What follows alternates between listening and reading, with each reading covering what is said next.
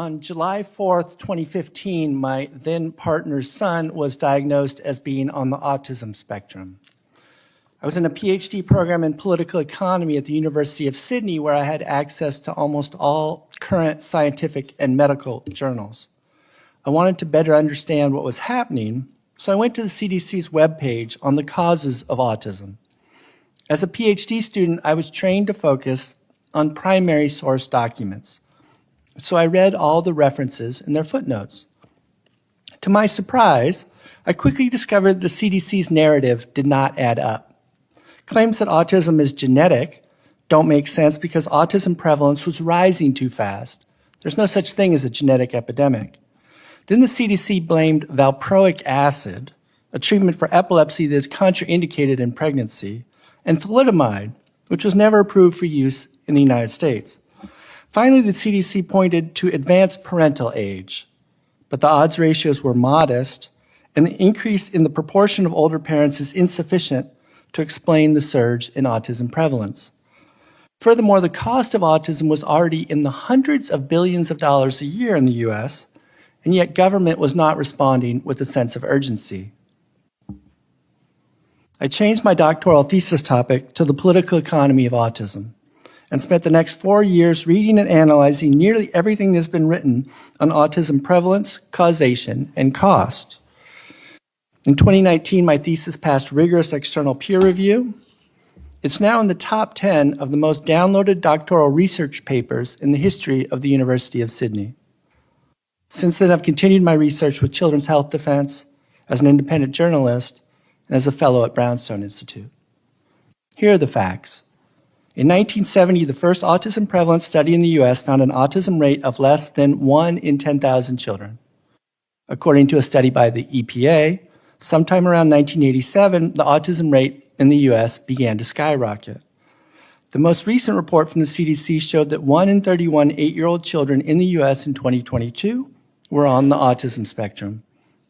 That's a 32,158% increase in the last 52 years. 2 massive studies from the best epidemiologists in California show that changes in diagnostic criteria only explain a small fraction of the rise in autism prevalence. There are 22 studies that claim that vaccines don't cause autism.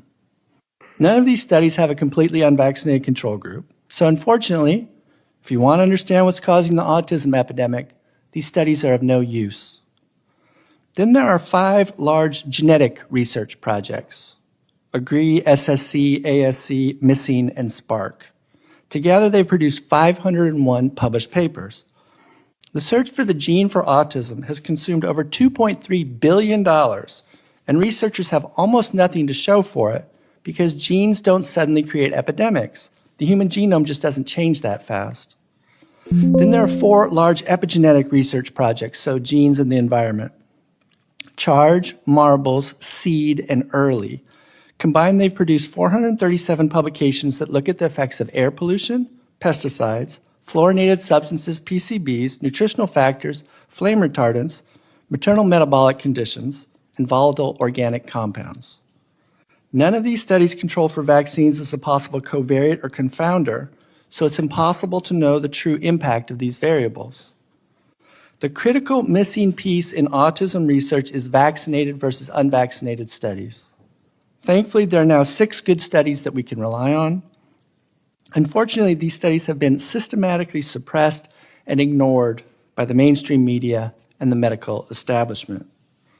2 studies by Gallagher and Goodman show that the birth dose of the hepatitis B vaccine significantly increases autism risk.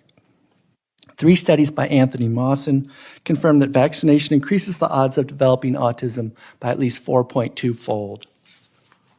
Preterm birth, coupled with vaccination, increases the odds of neurodevelopmental disability by more than 12-fold compared to preterm birth without vaccination.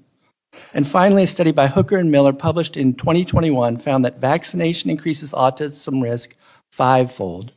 Vaccination in the absence of breastfeeding increases autism risk 12.5-fold. Vaccination in addition to C-section birth increases autism risk 18.7-fold. After conducting this systematic review of 1,000 studies, my belief is that the autism and chronic disease epidemics are primarily caused by toxicants, mostly from vaccines, and about a dozen additional toxicants. If we stop exposing children to these hazards in the first place, that would stop the epidemics of chronic illness in children. Now we must summon the political will to act. Thank you.